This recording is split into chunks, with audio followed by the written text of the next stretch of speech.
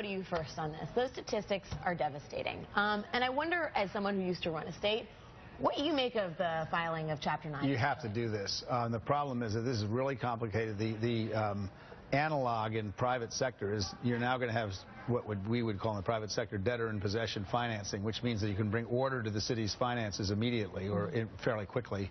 And then you're going to sort out these really difficult claims. I mean, these folks who have earned their pensions are going to lose something. Yeah. The question is how much. I imagine that the controller or whoever Kevin Orr's title is went to each of them, and none of them would be very flexible, and so now this is the process you have to go through. And Detroit's going to come back. It is going to come back. When you have a medium home price at $45,000, people are going to go buy those houses sooner or later, but you've got to have a government to run the place. Yeah.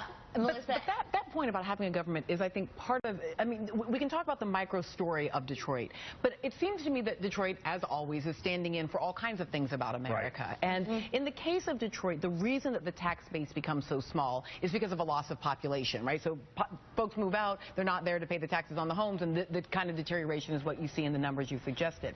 But this lack of tax base is also exactly the thing that many Republicans would impose on us, even when our cities have sufficient populations, even when our communities have sufficient populations. This is what it looks like when government is small enough to drown in your bathtub, and it is not a pretty picture.